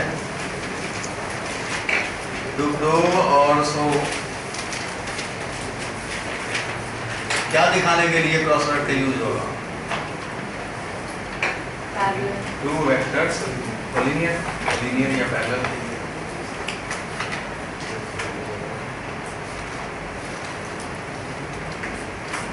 अगर तुम्हें प्रूव कर रहा हूँ कि दो वेक्टर कोलिनियर हैं तो उनका क्रॉस प्रोडक्ट 0 दिखा दो। अगर कोई एक वेक्टर है, मान लो ए वेक्टर है 2i + 3j और दूसरा वेक्टर इसके कोलिनियर ले लिए थे इसी के पैरेलल, तो लिख सकते हैं 4i + 6j भी लिख सकते हैं, नहीं लिख सकते 4i + 6j, तो उससे मल्टीप्लाई कर दिया तो जो ये वेक्टर था वही डबल वैल्यू का हो गया।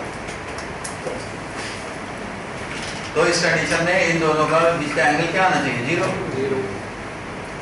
तो ये वेक्टर एंगल निकाल के भी हम लोग कोलिनियर प्रूव कर सकते हैं। अगर एंगल 0 या 180 है इसका मतलब क्या हुआ? कोलिनियर हो गया। वो भी एक मेथड है, लेकिन सीधा क्रॉस प्रोडक्ट 0 दिखा दें तो वो भी कोलिनियर होगा। इसका रिजल्ट पहले लिख चुके थे। If cross product between two vector, two non zero vector is 0, then the two non zero vector will be collinear.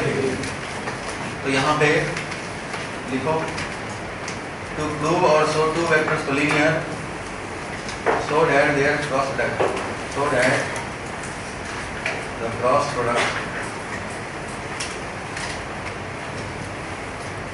between such non-zero vectors, ये non-zero vectors भी होने चाहिए,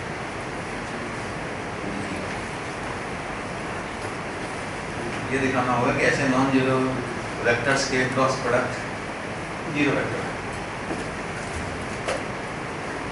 यहाँ पे हम लोग चेक कर लेंगे a क्रॉस b का वैल्यू, a क्रॉस b निकालेंगे 2i + 3j cross product 4i + 6j, ठीक है। इसको क्रॉस प्रोडक्ट लेंगे भाई, तो i को j के साथ करने पड़ेंगे। बताओ क्या हो जाएगा? पहले तो ये हो जाएगा 2 को अगर i के साथ करेंगे तो 8 इंटू ये 0 हो जाएगा, i dot i cross i 0 vector हो जाएगा। और इसको जब इसके साथ करेंगे तो ये हो जाएगा 12 और i क्रॉस j, ठीक है। बोर्ड पे देखो भाई पीछे वाले, और ये j वाले को i के साथ करेंगे तो इसके कोएफिशिएंट मल्टीप्लाई हो गए 12 और j क्रॉस i क्या होगा? -k, j cross i -k होता है ना भाई, i क्रॉस j होता है k, j cross i -k। इसका मतलब i को i के साथ करोगे तो ये 18 होगा और j क्रॉस j 0 वेक्टर, 0 मत लिख देना क्योंकि सम हो रहा है, वेक्टर वेक्टर सम होगा, वेक्टर सम होगा, स्केलर कैसे सम हो जाएगा? वेक्टर ये होने, इसलिए फाइनली क्या मिला हमें? 0 वेक्टर। जब a क्रॉस b 0 आया, जबकि a नॉन जीरो वेक्टर है, b भी नॉन जीरो वेक्टर है, दोनों ही नॉन जीरो वेक्टर हैं, तो इसका मतलब ये हो गया कि a इज parallel to b, a parallel to b तो हो गया, क्रॉस प्रोडक्ट 0 है, लेकिन थीटा है 0 है या 180 है वो नहीं पता लगा, कोलिनियर पता लग गया। क्योंकि 0 वेक्टर तो 180 में भी आता है और 0 में भी आता है, इसलिए पैरेलल पता लगा, कोलिनियर पता लगा, एंगल 0 है या 180 है वो नहीं पता लगा। वो पता लगाना हो तो फिर तो तुम्हें देखना पड़ेगा, एंगल निकालने पड़ेंगे डॉट प्रोडक्ट से या क्रॉस प्रोडक्ट से।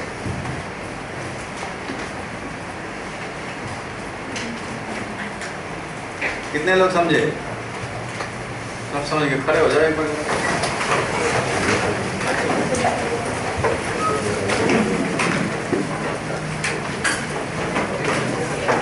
देखो उधर एसी का पानी उसने ठीक से सेट नहीं किया और एसी का पानी दरवाजे से गिर गया इतना, इसलिए ब्रेक नहीं दे रहा हूँ, नहीं तो ज़्यादा कर दोगे गड़बड़। कितना टाइम हो गया बताओ? 11।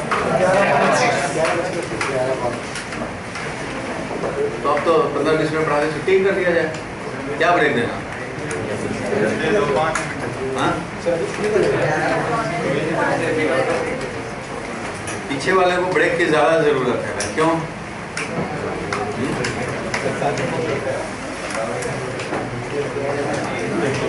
अर्चित कोई डिस्टर्बेंस हो पीछे वाले से तो बता दिया था, तू भी बता देना भाई, मैं मान कलाकारों की बस्ती में बैठे हो।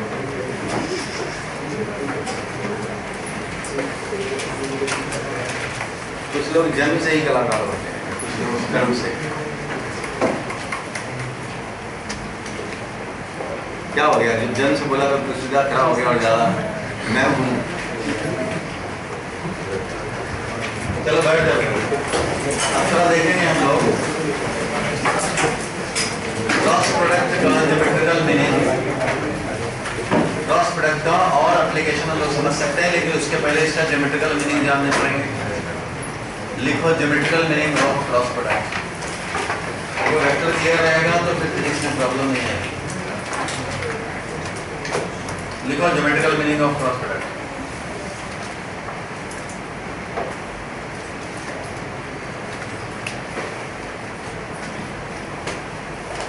डायरेक्ट भी क्वेश्चन आते हैं और यूज भी होता है। बहुत सारे फॉर्मूला है जो क्रॉस प्रोडक्ट में। अभी एक फॉर्मूला बताया था ना, torque is equal to R cross force on moving charge Q into V cross V। Magnetic field में V वेलोसिटी से कोई चार्ज मूव करे तो उस पर फोर्स ये लगेगा। फ्लेमिंग लेफ्ट हैंड रूल इसी को एक्सप्लेन करते हैं। Fleming left hand rule, magnetic field, velocity, force, वो क्रॉस प्रोडक्ट से भी निकाल सकते हैं। क्रॉस प्रोडक्ट से ही निकालना चाहिए। तो इस तरह के बड़े सारे फॉर्मूला हैं जो फिजिक्स में पढ़ने हैं। उन सब के लिए क्रॉस प्रोडक्ट को राइट हैंड स्क्रू से डायरेक्शन निकालना जानना होगा। और थोड़ा सा हम लोग ज्योमेट्रिकल मीनिंग समझ लें। ज्योमेट्रिकल मीनिंग देखो क्या होता है। ए क्रॉस बी से क्या निकलता है तुम्हारा? A B sine theta value में, और एक unit vector right hand screw से निकालेंगे। ये तो वैल्यू हो गया भाई। ये वैल्यू क्या रिप्रेजेंट कर रहा है ये जानना चाहते हैं। तो देखो ए वेक्टर है ये है मान लो बी वेक्टर। मिला तुम्हें a into B sine theta. अगर a क्रॉस बी का वैल्यू देखें, a क्रॉस बी का वैल्यू तो वो है A B sine theta is equal to a into B sine theta. a into B sine theta को क्या बोलेंगे? a into B sine theta को क्या बोलेंगे? बोलो भाई पहलवान, a into B sine theta को क्या बोलेंगे?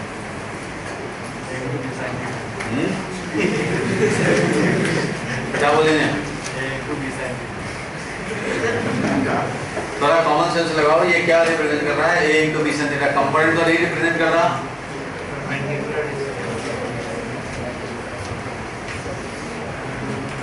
ये रिप्रेजेंट कर रहा है a और b से बने हुए पैरेललोग्राम का area.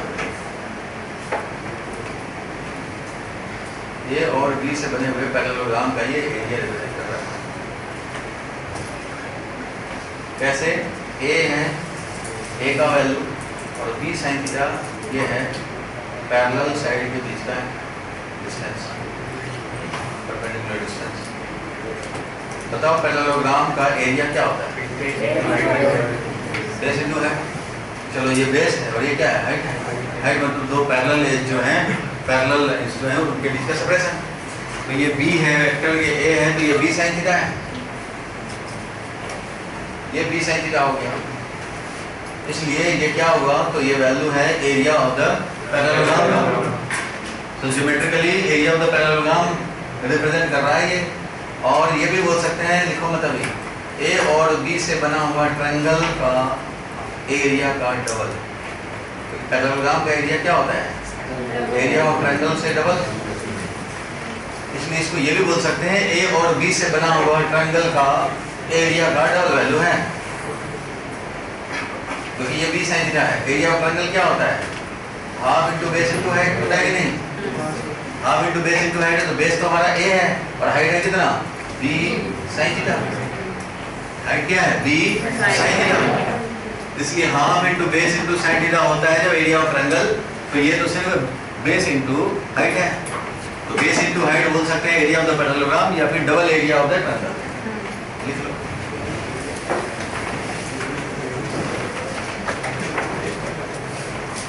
Area of parallelogram that is 2 times area of a triangle।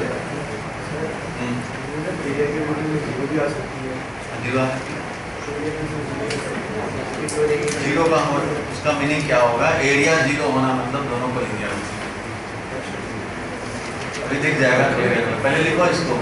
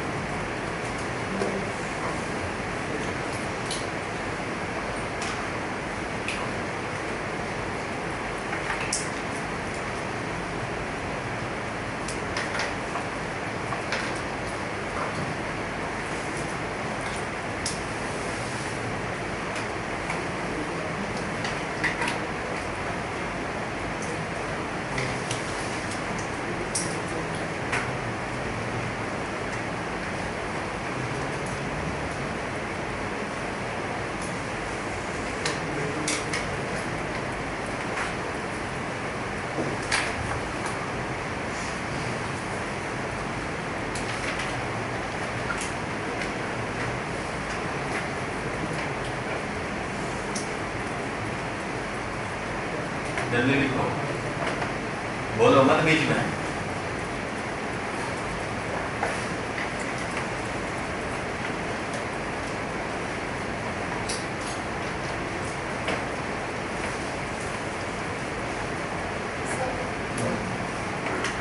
Time पहले लिखो।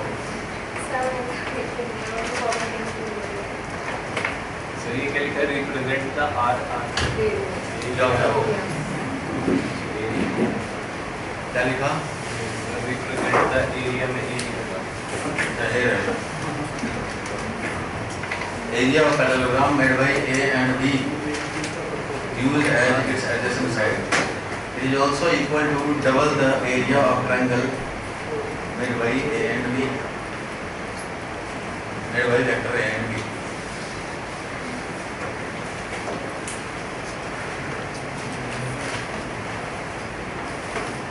Area of triangle is equal to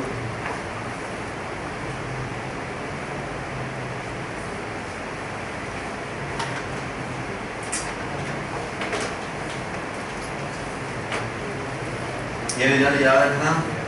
school वाले को पूछते हैं एरिया ऑफ द ट्रायंगल निकालना, दो वेक्टर दे देंगे, इससे बना हुआ है ट्रायंगल का एरिया निकालना।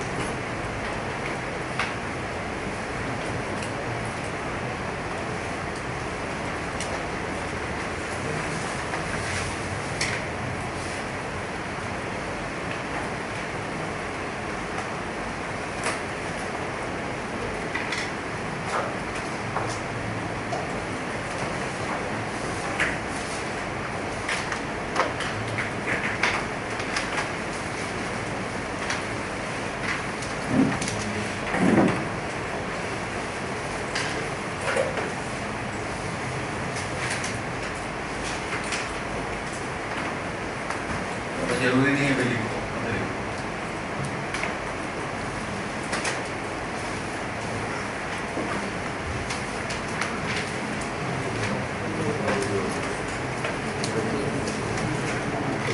लिख लिए? अरे लिख रहे हो, ज्यादा टाइम नहीं मिलेगा, तुरंत पार्क में बैठ जाते लगता है।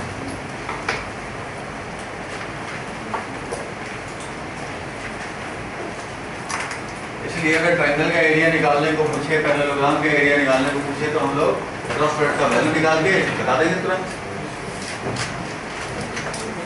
तो ज्योमेट्रिकल मीनिंग समझते हैं हम लोग। मत लिखो, मैं ये पेज दे दूंगा, तुमने लिख रहना घर पे जाके।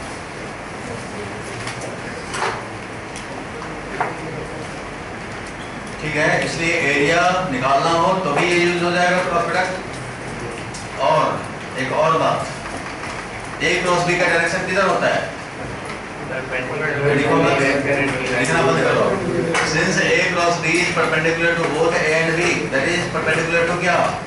Perpendicular to the plane of plane containing A and B. दोनों से बने प्लेन के परपेंडिकुलर ही होता है। इसलिए कई बार क्वेश्चन आता है, लिखते जाएं लिखते जाएं लिखते जाएं, ऐसा क्वेश्चन आता है तो लिखते ही जाते हैं, गधे की तरह लिखते जाते हैं। Since A cross B is perpendicular to both, अगर तुमसे कोई बोल दे कि ऐसा वेक्टर बताओ जो इन दो वेक्टर A वेक्टर दे दिया IJ में, B वेक्टर दे दिया, बोला कि ऐसा वेक्टर जो परपेंडिकुलर टू दोनों हो, तो क्या करोगे? क्रॉस प्रोडक्ट निकाल दोगे, एक वेक्टर मिलेगा, वो वेक्टर किधर होगा? इन दोनों के परपेंडिकुलर होगा। कोई बोलता है कि फोर्स ऐसा बताओ, देखो फिर भी नोट छापे जा रहे हैं, आदत से मजबूर हैं, छप रहे हैं। परपेंडिकुलर टू बोथ अगर हैं, प्लेन के परपेंडिकुलर हैं, तो कोई बोल दे अगर मैं कि एक ऐसा वेक्टर बताओ जो 10 वैल्यू का है और perpendicular to both the vector है, तो क्या करेंगे? ऐसा एक फोर्स बताना है जिसका वैल्यू है 10 और वो perpendicular to both A and B हो, तो क्या करेंगे? उस फोर्स को लिखेंगे 10 वैल्यू, क्योंकि भाई फोर्स क्या होता है, कोई भी वेक्टर रिप्रेजेंट करने का यही तो तरीका है। क्या तरीका है भाई?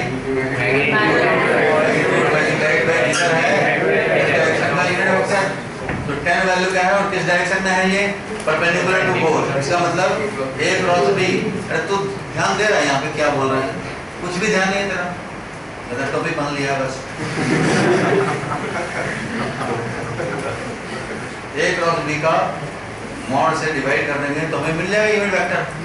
सिंस दिस यूनिट वेक्टर, ये जो वेक्टर है परपेंडिकुलर टू बोथ है, इसलिए ये बन गया यूनिट वेक्टर। और ये वेक्टर को हम लोग 10 से मल्टीप्लाई कर देंगे तो एक वेक्टर मिल जाएगा जो 10 वैल्यू का है और इस डायरेक्शन में ये क्रॉस बी के डायरेक्शन में हो जाएगा। समझ गए?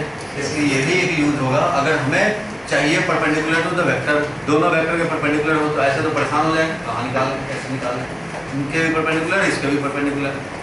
तो इसलिए इससे अच्छा है क्रॉस प्रोडक्ट निकाल दो, एक वेक्टर मिल जाएगा, तो ऐसे निकाल लेंगे। चलो लिखो।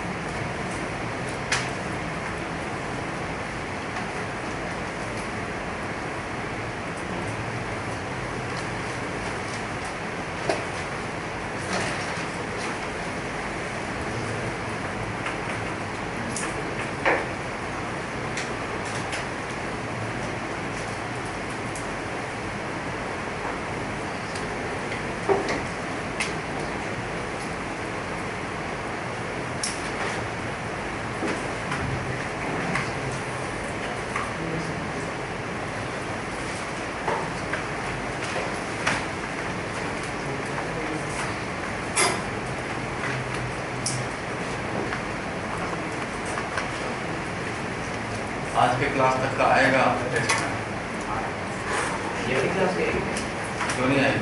वेक्टर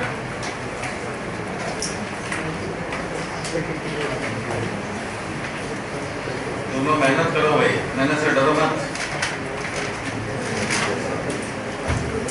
जिंदगी बड़ी तकलीफ होता है भाई, इंसान जन्म ही लेता है मेहनत करने के लिए, आराम करने के लिए नहीं।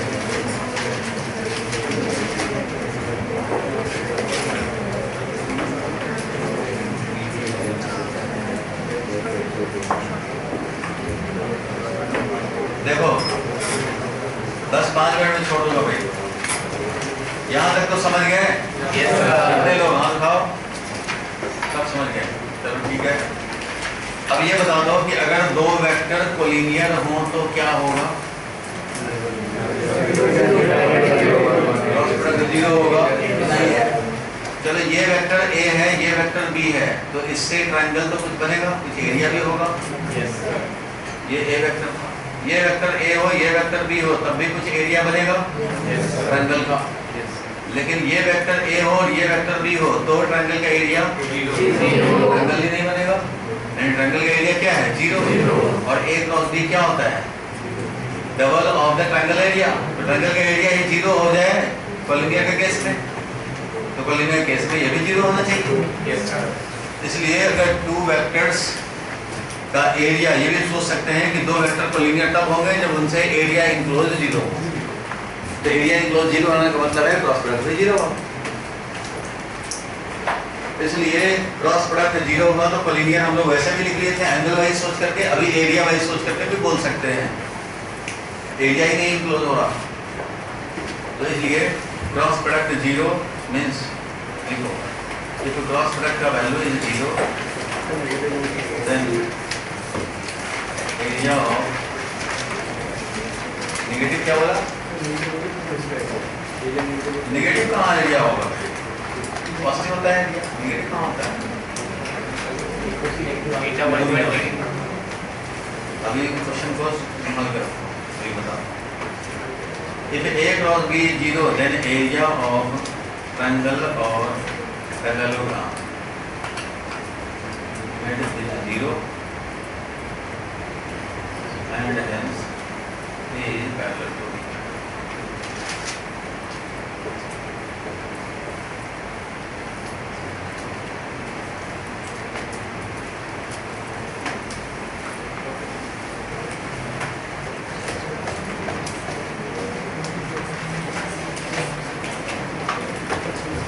चलो अब इसका डाउट देखें, क्या डाउट कर रहे थे भाई?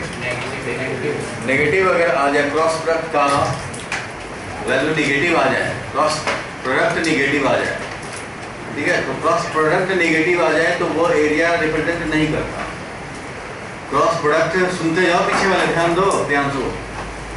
क्रॉस प्रोडक्ट अगर निगेटिव आए उसका मीनिंग पूछा है, उसका मतलब क्या समझेंगे? क्रॉस प्रोडक्ट नेगेटिव है उसका मीनिंग क्या समझे, बोलो? अगर क्रॉस प्रोडक्ट नेगेटिव आया तो इसका मतलब क्या समझेंगे?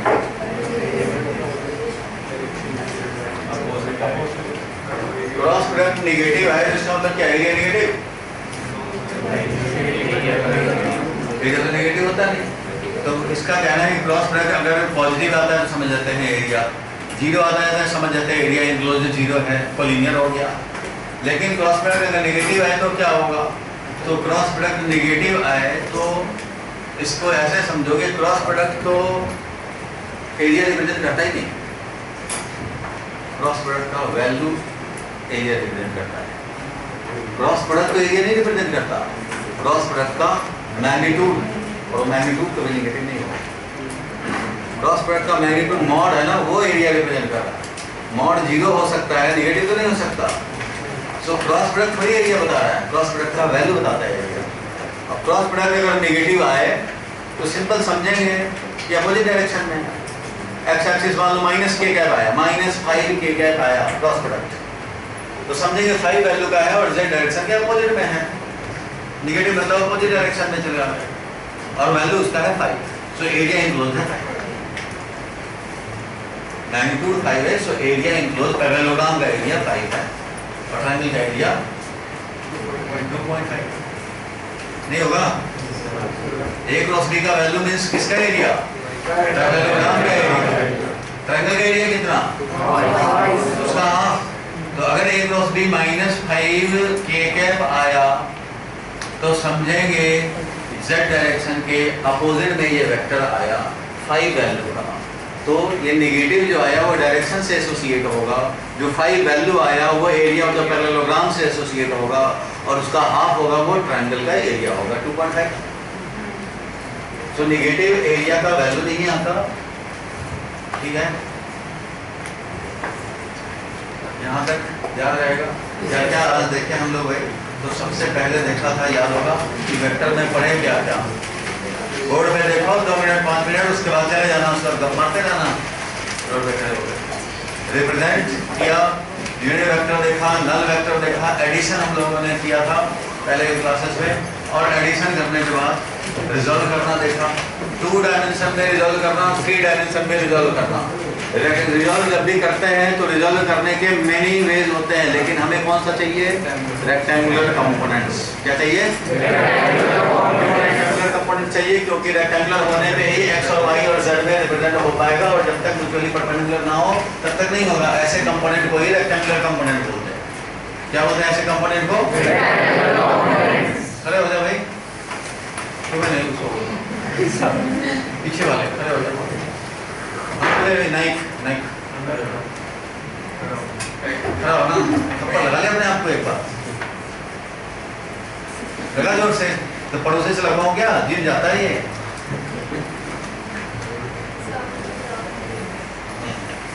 जाओ तुम जाओ, सीढ़ी ले जाओ, है ना। तो हम लोग देखे सबसे पहले यूनिट वेक्टर्स, ये सब देख लिया, रिजॉल्व कर लिया। रिजॉल्विंग का याद आया था, उसके बाद हम लोग पहुंच गए थे कहाँ पे भाई? तो एंगल निकाला, एक ऐसे प्रैक्टिस क्वेश्चन कराया, क्या था भाई? तो एंगल निकालने का कराया, और उसके बाद हम लोग एंगल जैसे डॉट प्रोडक्ट से निकाल लिया, उसके बाद क्रॉस प्रोडक्ट तक हम लोग फोकस हो गए थे। तो क्रॉस प्रोडक्ट देखा तो इसमें एक राइट हैंड स्क्रू रूल जो कि डायरेक्शन निकालने में हेल्प करता है। क्या करता है? डायरेक्शन निकालने में हेल्प करेगा, और बाकी वैल्यू होगा ए बी साइन थीटा। अब इसका देखा तो इसका यूज करके हम लोग चाहें तो एंगल निकाल सकते हैं, एंगल बिटवीन 2 वेक्टर, जैसे डॉट प्रोडक्ट का यूज करते थे। डॉट प्रोडक्ट परपेंडिकुलर प्रूव करने के लिए यूज करते हैं, क्रॉस प्रोडक्ट उसी तरह से पैरेलल या कोलिनियर प्रूव करने के लिए यूज करते हैं। अगर क्रॉस प्रोडक्ट 0 हो जाए तो इसका मतलब एंगल चाहे 0 हो या पाई हो, इट मींस कोलिनियर होंगे। और क्रॉस प्रोडक्ट का डायरेक्शन कैसे निकालते हो भाई? तो डायरेक्शन निकालते हैं right hand rule, right hand screw rule, rule जिसमें कि टेरिटोरियल मैचिंग कराएंगे, प्लेन देखेंगे, प्लेन के परपेंडिकुलर स्क्रू लगाएंगे, स्मॉलर एंगल के थ्रू स्क्रू घुमाएंगे, ए क्रॉस बी करना है तो ए से इंडिकेटर को बी की तरफ ले जाएंगे और घुमाने से देखेंगे स्क्रू का एडवांसमेंट। स्क्रू का जिधर एडवांसमेंट होगा किसका डायरेक्शन उधर होगा, ए क्रॉस बी का। तो ए क्रॉस बी जिधर आता है बी क्रॉस ए उसके अपोजिट आता है, बट वैल्यू दोनों का सेम कितना, A B sine theta value है, डायरेक्शन अपोजिट है। इसलिए अगर हम लोग ये लिखें, मान लो मैं ये लिखूं कि A cross B plus B cross A, तो क्या होगा, A cross B plus B cross A क्या होगा, वेक्टर होगा ना भाई। तो ए क्रॉस बी और बी क्रॉस बी वैल्यू में सेम और डायरेक्शन में अपोजिट, इसलिए माइनस होने से minus of A cross B इसको लिखोगे और ये इससे कैंसिल हो जाएगा। और आई क्रॉस जे कैसे के होता है वो समझ में आया। इससे ऐसे हम लोग शॉर्टकट में ये सर्कल से याद रखते हैं। और right hand screw rule is the basic rule, कभी भी कंफ्यूज होंगे right hand screw rule use करेंगे। इसका हम लोगों ने एप्लीकेशन करके फिर एंगल निकालना सीखा। तो भाई एंगल निकाले, हम लोग ऐसा एग्जांपल लिया जिसका कि ऑब्जर्वेशन मेथड से भी एंगल निकल पाए और क्रॉस प्रोडक्ट से भी निकल पाए और यूजिंग डॉट प्रोडक्ट भी निकल पाए। तो देखा सबसे एंगल सेम ही आता है, इसलिए ये सब एक अल्टरनेट मेथड हो गया, ठीक है। और एंगल हम लोग कैसे भी निकालेंगे, कोई भी दो वेक्टर दिया रहेगा, एंगल निकालना चाहें तो निकाल सकते हैं। क्रॉस प्रोडक्ट का वैल्यू लिखने पड़ेंगे, क्रॉस प्रोडक्ट का जो वैल्यू आएगा उसका यूज करेंगे। क्रॉस प्रोडक्ट का value divided by A B क्या होता है, क्रॉस प्रोडक्ट का value divided by A B क्या होता है, साइन थीटा। तो साइन थीटा हम लोग निकाल लेंगे तो एंगल भी निकल जाएगा। फिर देखा